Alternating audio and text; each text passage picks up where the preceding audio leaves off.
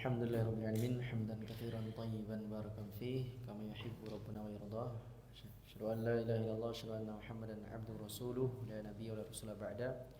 Allahumma salli wa sallim ala nabiyyina Muhammad wa ala alihi wa sahbihi wa man walah. Alhamdulillah, kita melanjutkan kajian kitab At-Tibyan fi Ulumil Quran yang disusun oleh Syekh Ali As-Sabuni. Kita masuk ke bab ataupun fasal di Fadailul Quran, keutamaan Al-Quran. Kemarin sudah keutamaan Quran berdasarkan ayat-ayat Al-Quran itu sendiri. Sekarang keutamaan Quran dari hadis-hadis yang mulia. Tafadhal, iqra.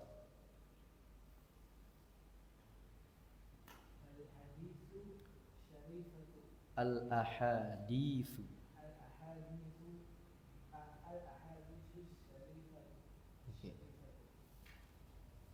awalan wa qala sallallahu alaihi wasallam ayyukum man ta'allama al-Qur'ana wa 'allamahu wa huwa Thaniyan. Yang panjang tha-nya. Oke. Wa qala sallallahu alaihi wasallam al-madilu fil Qur'ani ma'as safaratil kiramil bararah walladhi yaqra'ul Qur'ana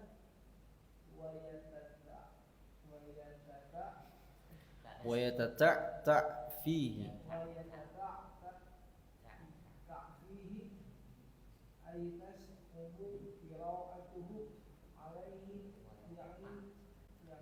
li'ayyi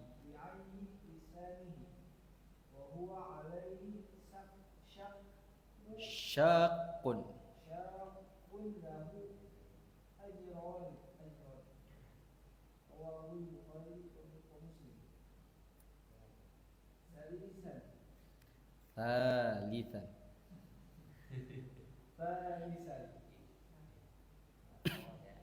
Faqala aidan ashrafu ummati hamalatul Qur'an rawahu Tirmidzi.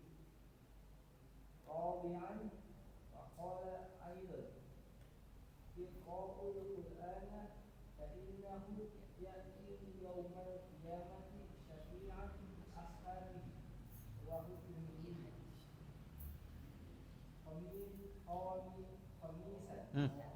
Khamisan faqala aidan masalul mu'minil ladzi yaqra'ul Qur'ana kamasalil Utrujjah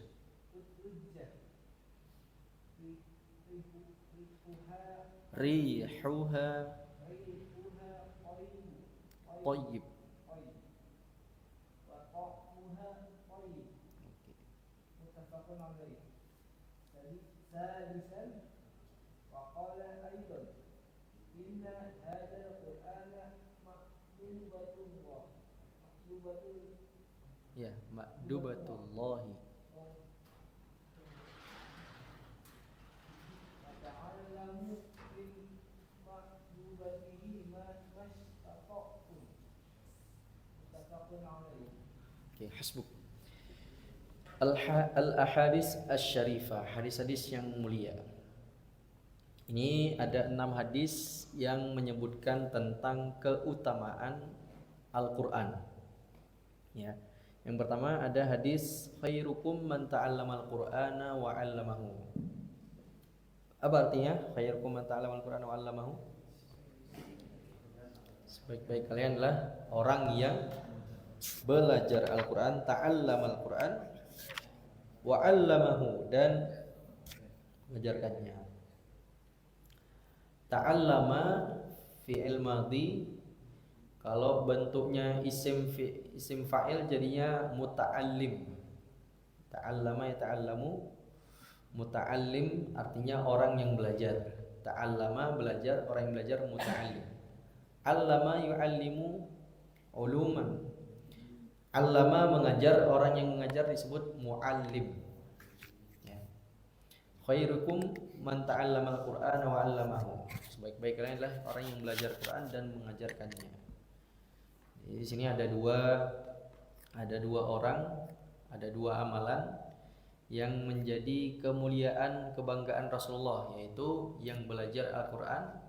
Setelah belajar dia kemudian mau mengajarkannya, itu adalah sebaik-baik kalian. Jadi setelah belajar untuk diri sendiri kemudian mengajarkannya untuk orang lain, sehingga ilmu itu terus mengalir, ya, memberikan manfaat. Jadi untuk menjadi orang baik itu mudah, cukup diam, cukup mikirin diri sendiri. Tapi untuk menjadi bermanfaat itu butuh perjuangan. Kita harus mikirin orang lain, ya kan? Harus mikirin umat, harus mikirin masyarakat. Tapi kalau mau jadi orang baik cukup mikirin diri sendiri aja. Tapi kalau mau jadi bermanfaat kita harus mikirin orang lain. Bagaimana supaya kita ini bisa memberikan manfaat, dan bagaimana supaya kita ini tidak memberikan madarat kepada orang-orang di sekitar kita.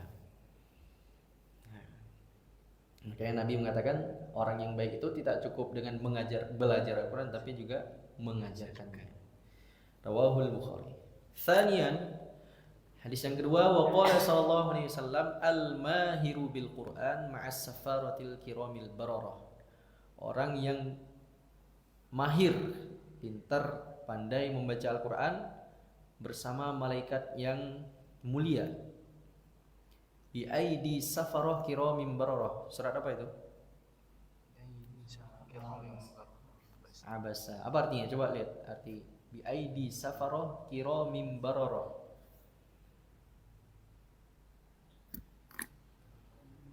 Apa artinya itu? Di tangan para utusan malaikat yang mulia lagi berbakti. Oke. Kiram mulia, bararah berbakti. Ya. Jadi memang malaikat itu la ya'sunallaha ma amarahum wa yaf'aluna ma yu'marun. Malaikat itu tidak pernah melanggar perintah dan selalu menjalankan kewajibannya dengan tepat. Ya.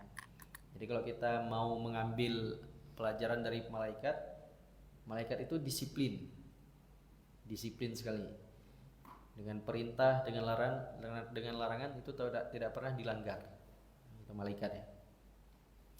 Nah, kiram itu safaroh itu artinya utusan. Utusan itu para malaikat. Ya.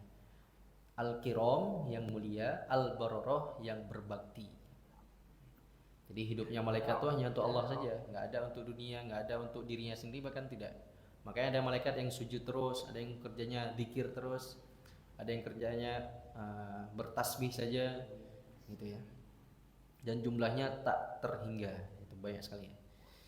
Wa yatata'ta fihi walladhi yaqra'ul Qur'an, sedangkan orang yang membaca Al-Qur'an wa yatata'ta fihi, dan dia terbata-bata, ay tas'ubu. Makna ta'ta yaitu tas'ubu, merasa atau mengalami kesusahan. Qira'atuh membacanya, alaihi li ayyi lisani, karena tersebab lisannya yang mungkin masih kaku. Ya. Kadang lisan yang orang Arab sendiri aja masih susah baca Quran, apalagi orang ajam, orang asing. Ya. Tapi Allah sudah berjanji, walaqad yassarnal Qur'ana lidzikri fahal mim muddakir. Sungguh Allah telah memudahkan Al-Quran untuk diambil pelajarannya, maka siapakah yang kemudian mau mengambil pelajaran tersebut. Jadi selama ada kemauan pasti ada jalan dan Allah akan mudahkan. Wa huwa alaihi syaqun, dan kemudian dia merasa berat karena lisannya mungkin masih kaku, masih belum terbiasa dengan huruf-huruf hijaiyah, maka baginya dua pahala. Satu pahala baca Quran dan satu pahala susah payahnya berusaha untuk bisa membaca Al-Quran. Itu. Hadis yang ketiga, thalithan wa qala aidun asyrafu ummati hamalatul Quran. Umatku yang paling mulia adalah pembawa Al-Quran. Pembawa Al-Quran ini bermakna dia membacanya, dia mempelajari maknanya, dan dia mengamalkan isinya. Ini ya hamalatul Quran. Tidak sekedar menghafal, tapi juga mempelajari, tadabbur, sebagaimana ayat di atas, afala yatadabbarunal Quran. Tidakkah engkau mentadabburi Al-Quran, atau di hatimu ada, atau hatimu terkunci, seperti itu ya, atau hatimu tertutup. Asyrafu ummati, semulia-mulianya umatku adalah pembawa Al-Quran, penghafal Al-Quran, pembaca Al-Quran, orang ataupun orang yang mengamalkan Al-Quran. Rabi'an, iqra'ul Quran, bacalah Al-Quran, karena dia fa'innahu, karena nanti Al-Quran ya'ti yaumal qiyamah, dia akan datang pada hari kiamat, syafi'an li ashabi, menjadi syafaat kepada sahabatnya. Syafi'an ini berarti memberikan pertolongan. Ya, dia bisa memberikan pertolongan, bisa memberikan syafaat kepada sahabatnya. Siapa sahabatnya? Yaitu orang yang, kata Imam Nawawi, orang yang kemudian membaca Al-Quran kemudian mengamalkannya. Iqra'ul Quran wa'malu bih, bacalah Al-Quran dan kemudian amalkanlah apa yang ada di dalam Al-Quran, maka insyaallah dia akan menjadi sahabatnya Al-Quran. Ya. Bahkan Al-Quran itu tidak hanya dari kiamat, nanti di alam kubur dia akan menemani sahabat-sahabatnya yang dulu sahabatnya tersebut sering membacanya ketika dia masih hidup. Ya. Jadi Utsman bin Affan itu orang yang paling, dia pernah mengatakan, azab kubur itu lebih aku khawatirkan daripada azab yang ada di hari kiamat. Kenapa? Karena di hari kiamat itu rame-rame di azabnya. Rame-rame di azab. Jadi ada temannya lah kalau sakit. Ada sama-sama teman-teman teman-teman maksiat dulu gitu ya. Kalau di dalam kubur itu sendiri, nggak ada temannya, menyeramkan ya. Jangankan di dalam kubur yang sepetak tanah seperti itu ya. Kita di rumah sendirian, nggak ada yang nemenin, gelap, lampu mati, gitu ya. Rumah di tengah sawah, sampingnya kuburan. Nah, udah selesai itu. Itu ya udah ketakutan. Apalagi kita di dalam kubur sendiri, ya kan? Kita nggak bisa bergerak, nggak bisa kemana-mana, dan kemudian ditanyai oleh malaikat Munkar dan Nakir. Belum lagi ada hadis yang menyebutkan nanti selama masa penungguan untuk hari kiamat, jadi orang-orang di dalam kubur itu didatangi sesosok makhluk. Ketika ada ahli kubur yang didatangi dengan makhluk yang wajahnya itu berseri-seri, bercahaya makhluk itu. Kemudian ditanya, siapa ini? Aku adalah amalmu, amal kebaikanmu. Ada ahli kubur yang didatangi dengan sosok makhluk yang bau, kemudian busuk seperti itu ya. Kemudian ditanya, ini siapa? Ini adalah amal keburukanmu ketika di dunia, dan aku akan menemanimu sampai datang hari kiamat. Nah, ada yang menemani itu adalah amal kita. Termasuk di sini adalah Al-Quran. Dia akan memberikan cahaya di alam kubur bagi orang-orang yang dulu membacanya ketika masih hidup. Ya. Jadi syafaat di alam kubur, syafaat di yaumil qiyamah, itulah Al-Quran. Bahkan dia menjadi hujjatun laka au alaika. Dia bisa menjadi hujjah bagi orang yang membacanya, pembela maksudnya. Hujjatun laka menjadi pembela, hujjatun alaika menjadi penggugat. Kita ini digugat sama Al-Quran. Ini nggak berhak masuk surga ini nggak berhak mendapatkan nikmat Allah, ini nggak berhak mendapat rahmat Allah supaya dimasukkan surga. Itu ya. Makanya ada hadis rubba qari'in lil Qur'an wal Qur'an yal'anuhu. Berapa banyak orang yang membaca Al-Qur'an sedangkan Al-Qur'an itu melaknatnya. Mereka membaca Al-Qur'an tapi tidak mengamalkannya. Atau mereka membaca Al-Qur'an tapi tidak paham maknanya. Seperti itu ya. Itu akan dilaknat oleh Al-Qur'an. Makanya berat sebenarnya bagi orang-orang yang kemudian berniat atau berusaha untuk menghafalkan Al-Quran. Itu tanggungannya sebenarnya besar sekali, tapi setara dengan pahala yang Allah berikan. Gitu ya. Kalau dalam dunia bisnis, keuntungan itu sesuai dengan resiko. Besarnya keuntungan sama dengan besarnya resiko. Gitu ya. Nah, di dalam beramal itu seperti itu juga. Ketika kita mendapatkan kesempatan untuk mendapatkan peluang yang besar, di situ juga ada resiko yang besar, ada tanggung jawab yang besar ya. Ketika kita menghafalkan Quran berarti ada tanggung jawab untuk murojaahnya juga. Seperti itu. Selain murojaah juga kita harus menjaga tubuh kita, menjaga lisan kita tidak mengucapkan kata-kata kotor seperti itu ya. Karena tidak pantas lisan yang mengucapkan kalam yang mulia kemudian kita campur dengan kalam-kalam yang tidak bagus, ucapan-ucapan yang buruk seperti itu. Bohong, berkhianat ataupun mencela kehormatan orang lain seperti itu ya. Nah, kayak Al-Quran tidak akan menjadi hujjah baginya nanti, justru dia akan menjadi penggugat. Nah. Kemudian hadis yang kelima, matsalul mu'min alladzi yaqra'ul Qur'an, perumpamaan seorang mukmin yang membaca Al-Quran, kamatsalil utrujah, seperti buah utrujah. Buah utrujah itu nanti bisa dicek di Google ya, gimana bentuknya. Tapi dalamnya seperti jeruk Bali seperti itu ya. Nanti bisa dicek.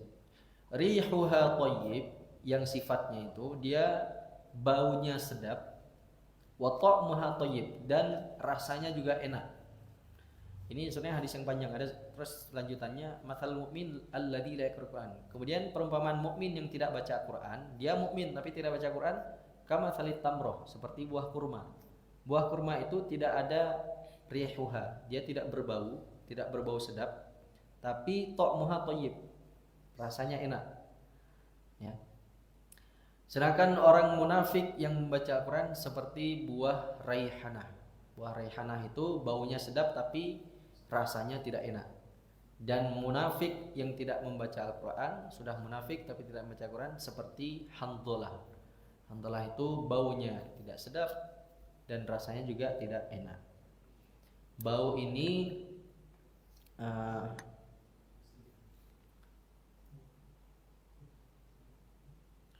melambangkan tentang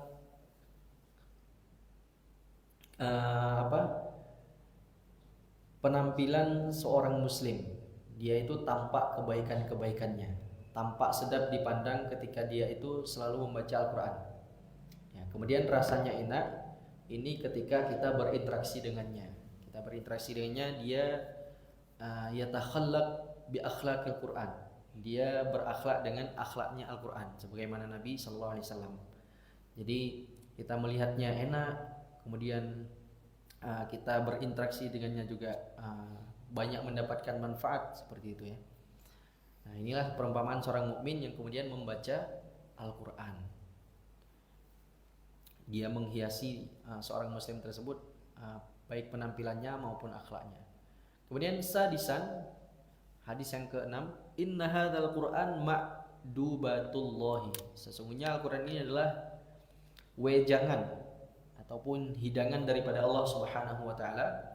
Fata'allamu min ma'dubatihi mastata'tum, maka pelajarilah dari hidangannya itu sesuai kemampuan kalian. Maksudnya seorang tamu itu ketika dihidangkan makanan, maka dia akan mengambil apa yang dia sukai, apa yang sesuai dengan seleranya. Maka begitupun kita dengan Al-Quran. Kita butuh dengan Al-Quran, tidak lagi selera ya. Kita itu bukan lagi keinginan dengan Al-Quran itu, tapi kebutuhan. Jadi mesti kita ambil apa yang kita mampu ambil. Maksudnya amalkan semampu yang bisa kita amalkan. Seperti itu ya. Ada mungkin hadis tentang zakat. Kita belum mampu zakat. Nah, maka kita jadi yang menerima zakat. Gitu ya. Atau banyak di Al-Quran ada hadis ayat tentang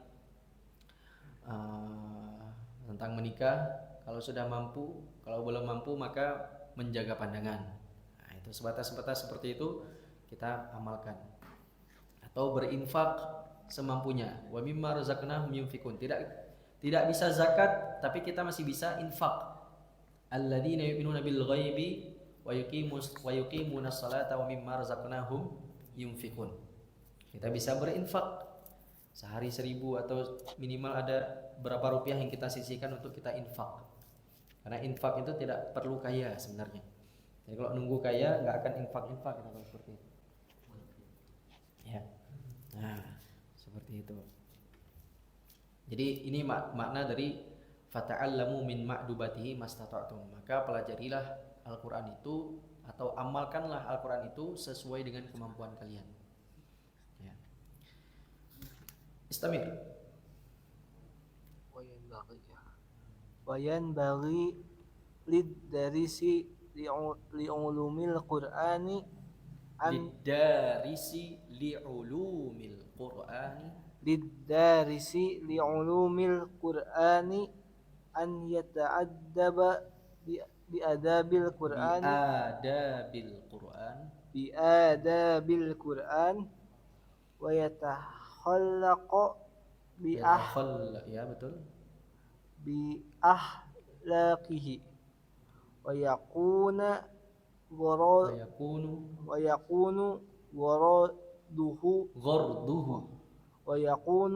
غرضه من وراء العلم رضوان الله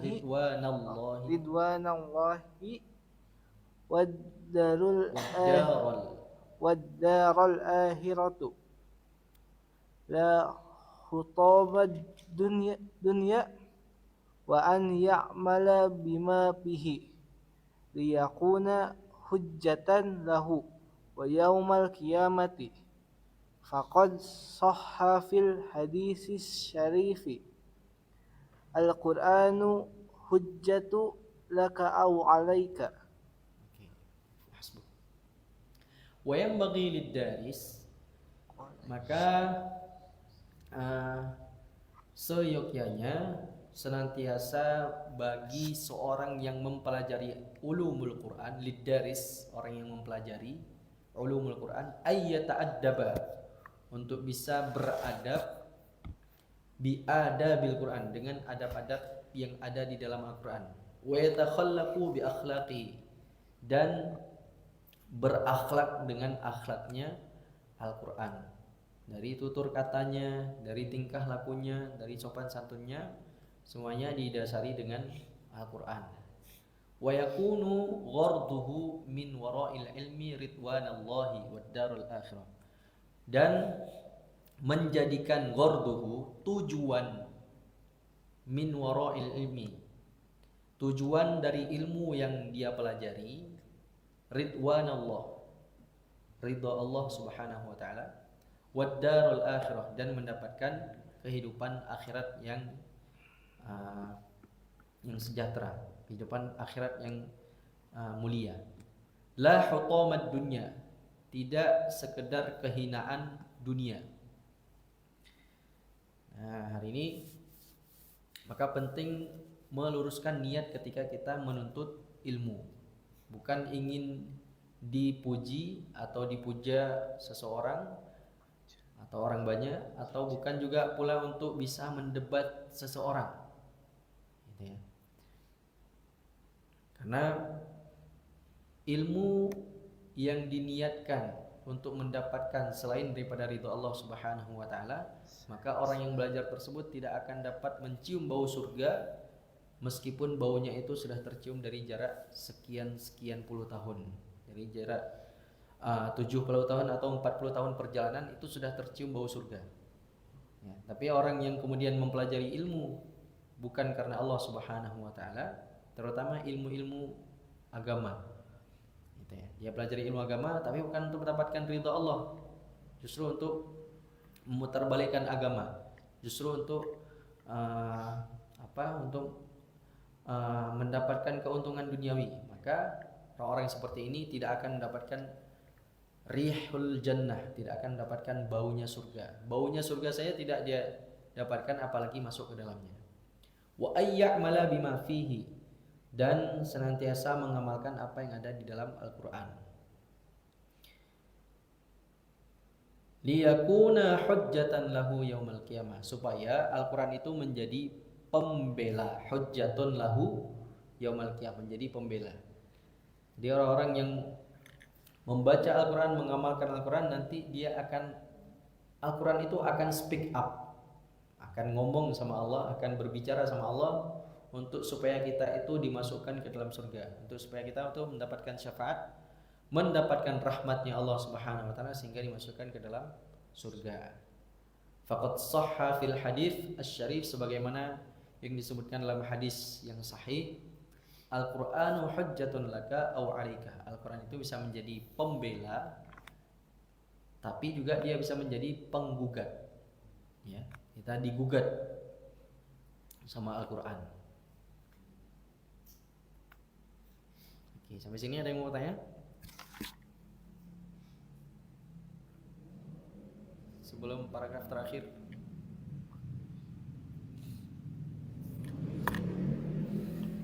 Ada? Oke, lanjut.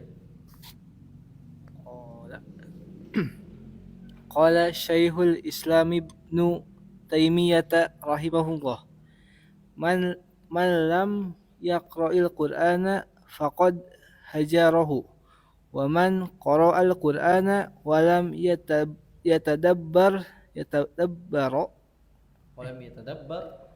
Walam yatadabbar wa ma niyat ma'anihi ma'aniyahu ma'anihi ma'anihi faqad hajarahu, wa man qara'ahu wa tadabbarahu wa lam ya'lam bima fihi lam ya'mal bima fihi faqad hajarahu. Yushiru bidzalika ila qawlihi ta'ala, a'udzu billahi minasyaitonir rajim, wa qala ar-rasul ya rabbi inna qaumi takhadu hadzal qur'ana mahjura.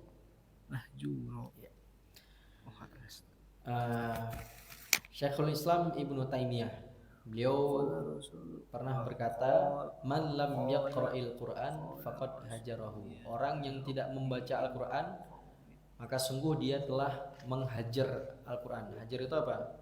Hajaroh, meninggalkan atau melempar ke belakang, seperti melempar ke belakang atau meninggalkan di belakang. Itu namanya hajaroh. Makanya disebut hijrah, meninggalkan sesuatu di belakang dan kemudian dia menuju ke depan gitu ya. Hijrah, meninggalkan sesuatu di belakangnya. Jadi yang orang yang tidak membaca Al-Qur'an maka dia telah meninggalkan Al-Qur'an di belakangnya atau mencampakkan Al-Qur'an di belakangnya. Wa man qara'al Qur'an wa lam yatadabbar ma'anihi faqad hajarahu. Dan barang siapa yang membaca Al-Qur'an tapi tidak mentadabburi maknanya, faqad hajarahu, maka sungguh dia juga telah meninggalkan Al-Qur'an. Wa man qara'ahu wa tadabbarahu wa lam ya'mal bima fihi faqad hajarahu. Dan barang siapa yang membaca Al-Qur'an, mentadabburi Al-Qur'an tapi tidak diamalkan, faqad hajarahu, maka dia juga sudah meninggalkan Al-Qur'an. Yushiru bidzalika ila qaulihi ta'ala, ini berdasarkan firman Allah Subhanahu wa taala, wa qala ar-rasulu ya rabbi inna qaumi ittakhadhu hadzal qur'ana mahjura. Rasul berkata, yaitu Nabi Muhammad, wahai Rabbku, sesungguhnya umatku telah menjadikan Al-Qur'an mahjuro, artinya tertinggal di belakang atau dilempar ke belakang. Ya, tidak diamalkan, tidak dihiraukan pesan-pesannya dan tidak diamalkan pelajaran-pelajaran yang ada di dalamnya. Nah, makanya seorang muslim itu minimal dia punya wirid harian dengan Al-Quran. Pertama wirid tilawah, kemudian wirid hafalan, yang ketiga wirid tadabbur.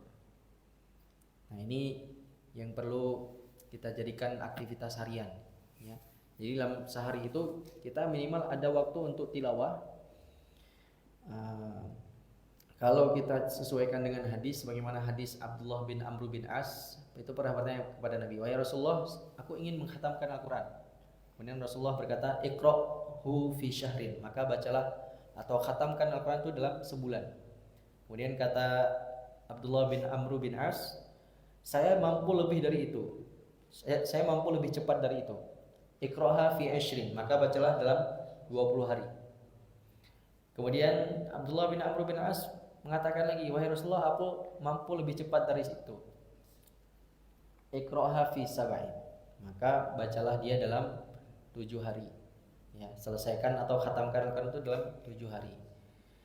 Nah, dalam hadis yang lain Nabi juga mengatakan au kama qala la yafqahu, atau saya lupa redaksi Arabnya. Artinya itu tidak akan memahami makna Al-Quran orang yang membaca ataupun mengkhatam Al-Quran kurang dari 3 hari. Jadi kurang dari 3 hari dia selesai khatam Al-Quran 30 juz. Berarti sehari lebih dari 10 juz, bisa sehari 15 juz. Maka itu tidak diperkenankan. Nah, dari hadis ini kemudian para ulama memberikan batasan minimal kita itu mengkhatamkan Al-Quran dalam waktu sebulan. Tidak hanya di Ramadan, berarti sehari harus baca 1 juz. Jadi wirid tilawahnya itu berarti sehari targetnya 1 juz. Gitu ya. Itu paling minimal kata para ulama. Idealnya sehari, idealnya kita harus mengkhatamkan Al-Quran dalam waktu seminggu. Ini kebiasaan para hufad, para qurra terdahulu. Mereka selalu mengkhatamkan Al-Quran dalam waktu 7 hari yang dibagi menjadi 7 manzil. 7 manzil itu dari, ada istilahnya fami bisyauqin. Fami itu Al-Fatihah, mim itu Maidah, ya itu Yunus, gitu ya. Kemudian fami bisyauqin, ba-nya apa ba-nya? Ya, Taubah. Kemudian ba, sya, syanya Syu'ara. Sya, wa-nya was-saffat, as-saffat. Qaf, qafnya qaf, surat qaf sampai surat An-Nas. Jadi itu pembagian 7 manzil. 7 manzil Al-Quran untuk mengkhatamkan Al-Quran. Nah, kemudian paling cepatnya adalah 3 hari. Itu paling cepat untuk mengkhatamkan Al-Quran. Ini di luar bulan Ramadan. Kalau di dalam bulan Ramadan, maka para salafus soleh itu berlomba-lomba untuk mengkhatam Al-Quran sebanyak-banyaknya. Makanya kita pernah dengar Imam Syafi'i sehari khatam 2 kali. Siangnya sekali, malamnya sekali, gitu ya. Nah, begitu pula hafalan yang kita punya. Hafalan yang kita punya itu tidak boleh ditinggalkan lebih dari sebulan. Jadi dalam waktu sebulan kita nggak pernah murojaah, tidak pernah kita baca, tidak pernah kita sentuh hafalan yang kita hafal, itu dia akan cepat hilang. Nah, idealnya dalam waktu 7 hari itu mesti terulang. Berapapun hafalan kita punya hafalan 1 juz, berarti dalam waktu seminggu itu mesti terulang, mesti termurojaah. Ya, tinggal dibagi aja. Kalau punya hafalan 7 juz berarti sehari 1 juz murojaahnya. Itu. Nah, jadi tadi kita punya wirid tilawah, kita juga punya wirid hafalan, dan terakhir kita punya wirid tadabbur. Wirid tadabbur ini atau wirid hafalannya dulu, untuk yang baca tadi, kalau dia memang tidak mampu dalam waktu sebulan mengkhatam Al-Quran, karena kesibukan, mungkin dia punya aktivitas lain, gitu ya. Masing-masing kita punya kesibukan, maka disesuaikan dengan kesibukan masing-masing. Dengan tetap menjaga tilawah Al-Quran, ya kalau nggak bisa 1 juz, minimal 1 halaman atau 1 lembar. Ya, itu sebentar saja. 1 halaman itu tidak sampai 10 menit kalau kita baca 1 halaman. Ya. Dengan bacaan tartil 5 menit selesai. Ya. Nah, jadi tetap ada tetap ada niat mengkhatamkan Al-Quran meskipun di luar bulan Ramadan. Jadi itu tetap kita buat jadwalnya, sehari berapa, atau kita punya Quran khusus yang kita tandain. Jadi ketika kita buka Al-Quran langsung kita lanjutkan bacaan tilawah kita untuk sampai kemudian khatam, seperti itu. Ya. Nah, kemudian wirid hafalan minimal sehari itu kita ada hafal 1-2 ayat. Ya, 1-2 ayat setiap hari kita ada tambah. 1 ayat, 2 ayat saja. Jadi kalau kita sehari 1 ayat saja, itu dalam setahun itu kita bisa selesai surat Al-Baqarah. Nah, surat Al-Baqarah berapa ayat? 286. Nah, setahun itu 365 hari, lebih bahkan ya. Jadi kalau sehari 1 ayat aja lebih dari surat Al-Baqarah udah kita hafal. Cuma istiqomahnya ini yang berat. 1 hari 1 ayat aja. 1 hari 1 ayat. Ya. Nah. Satu. Kemudian wirid tadabbur. Wirid tadabbur ini sebagaimana hafalan juga. Jadi sehari ada 1 ayat yang kita tadabbur. Minimal tadabbur itu kita baca artinya. Itu paling minimal sekali. Nah, kalau mau yang lebih dalam, kita buka tafsirnya. Kita buka tafsirnya. Kalau mau lebih dalam lagi kita gali bahasanya. Nah, kemudian kita merenung. Kita renungkan apa yang isi Al-Qur'an itu, kemudian kita internalisasi. Kita coba kita hadapkan ke diri kita dengan Al-Qur'an yang kita renungkan itu. Ya. Kita sudah sedekat apa dengan arahan Al-Qur'an, kita sudah sedekat apa dengan petunjuk Al-Qur'an, atau kita masih jauh dari apa yang diarahkan oleh Al-Qur'an. Seperti itu. Ya. Jadi ada wirid bacaan, tilawah, ada wirid hafalan, yang ketiga ada wirid tadabbur. Ya. Karena ini penting. Kata Ibnu Abbas radhiyallahu anhu, satu ayat yang aku tadabburi lebih aku senangi daripada membaca Al-Qur'an khatam. Ya, jadi satu ayat yang aku tadabbur itu lebih aku sukai daripada membaca Al-Qur'an seluruhnya tanpa ditadabburi. Seperti itu ya.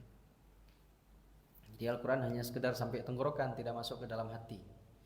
Nah, ini yang dikhawatirkan, Al-Qur'an itu bisa menjadi hujjatun 'alaika, menjadi penggugat, bukan menjadi hujjatun laka, menjadi pembela. Alhamdulillah kita sampai di sini dulu untuk malam ini. Insyaallah pekan depan kita masuk di Asmaul Quran, nama-nama Al-Qur'an. Sebelum kita tutup, ada pertanyaan? Soal?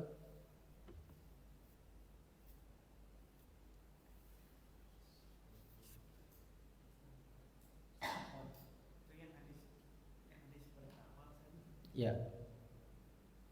Yang mana? Khairukum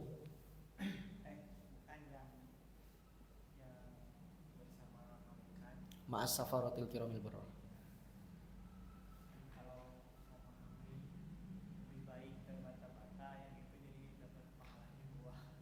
Oke. Oh, oke.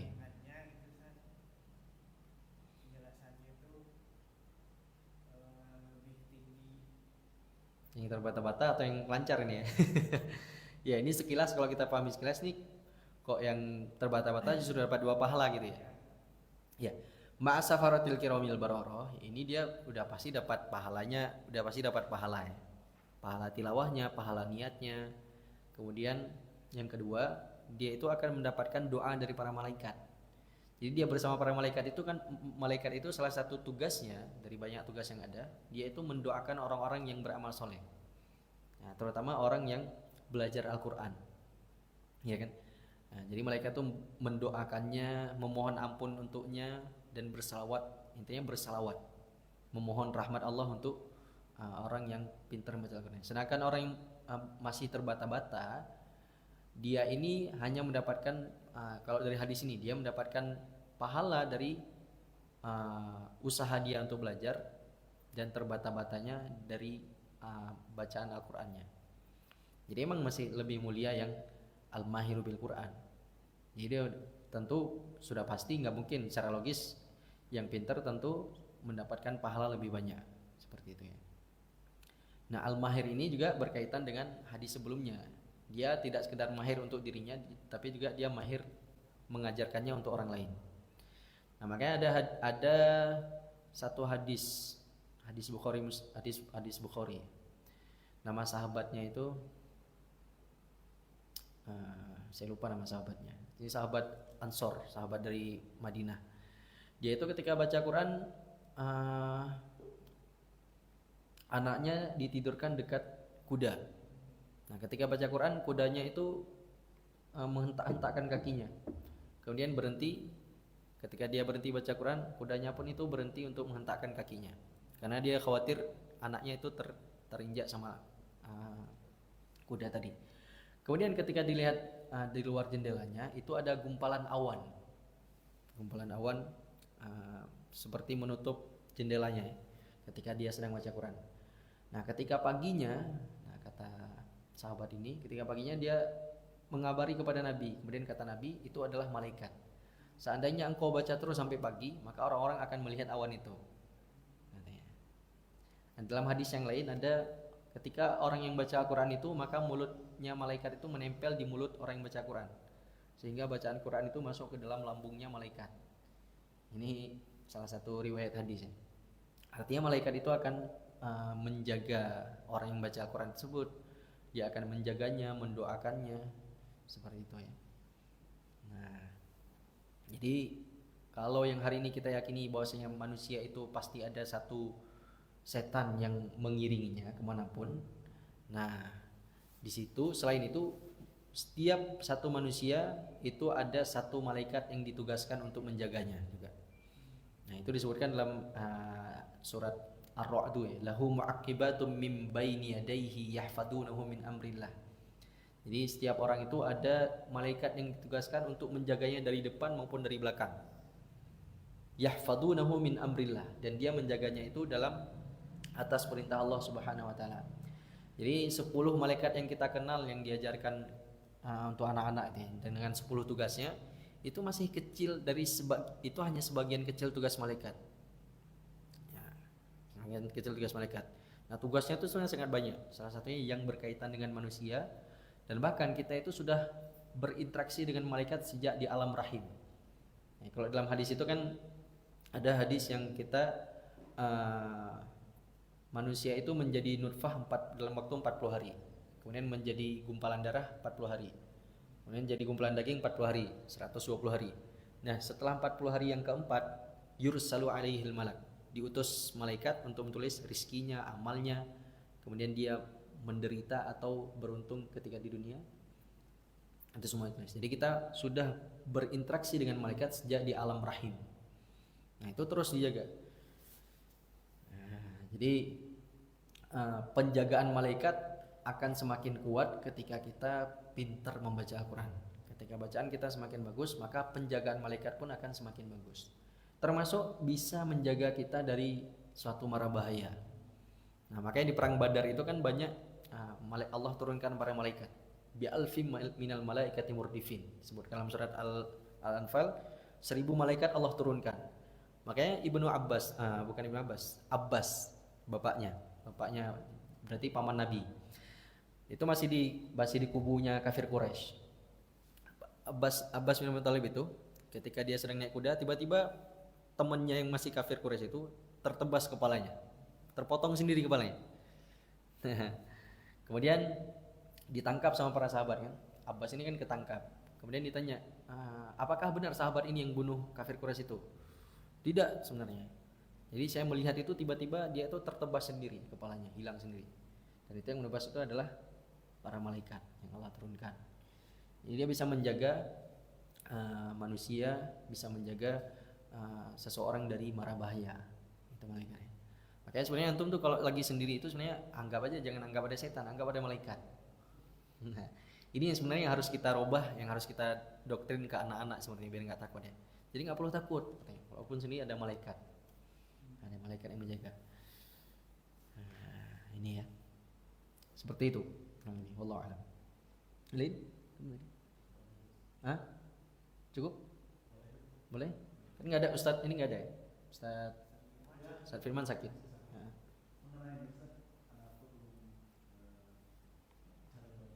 Ya. Mengenai penurunan ayat 31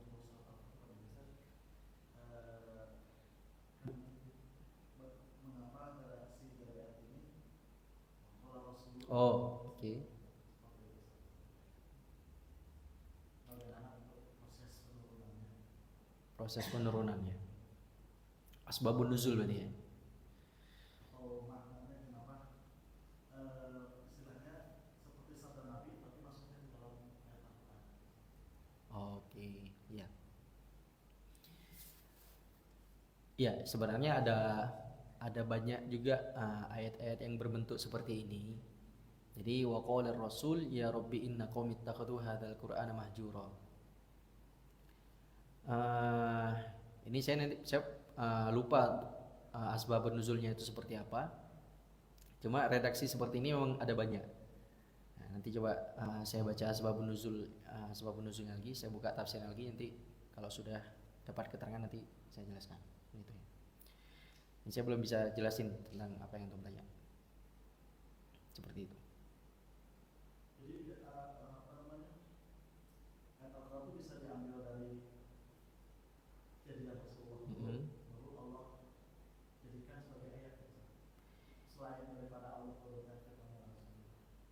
Ya, ya sebagian ayat-ayat Quran itu ada yang ada asbabun nuzulnya. Jadi memang diangkat dari peristiwa-peristiwa yang terjadi. Tapi ada juga ayat-ayat yang tidak ada asbabun nuzul. Jadi seperti Al-Kautsar yang turunnya ketika seperti Nabi bermimpi, gitu ya. Nabi bangun tiba-tiba beliau senyum dan kemudian ditanya, kenapa engkau tersenyum ya Rasulullah? Oh saya baru diturunkan wahyu inna a'tainakal kautsar. Tapi ada ayat-ayat yang kemudian karena peristiwa yang terjadi seperti pembagian harta rampasan di perang Badar kan mendapatkan tawanan itu menurut Umar bin Khattab harus dibunuh, tapi menurut Abu Bakar jangan dibunuh tawanan itu, dimanfaatkan saja. Jadi mereka bisa menembus dirinya sendiri dengan cara mengajar anak-anak muslim sebanyak 10 orang masing-masing orang. Jadi satu orang harus ngajar 10 orang anak. Nah, sehingga bebas. Nah, kemudian Nabi condong kepada pendapatnya Abu Bakar. Nah, tapi kemudian Nabi ditegur di dalam Quran surah Al-Baqarah itu ada ditegur, maka nabiyyin ayyakuna lahu asra hatta yaskuna fil ard. Tidak sepantasnya seorang nabi mengambil tawanan sedangkan dia itu masih lemah. Ya, masih lemah. Turiduna ardad dunya, kalian menginginkan kenikmatan dunia. Wallahu yuridul akhirah, sedangkan Allah menginginkan kalian untuk mendapatkan akhirat.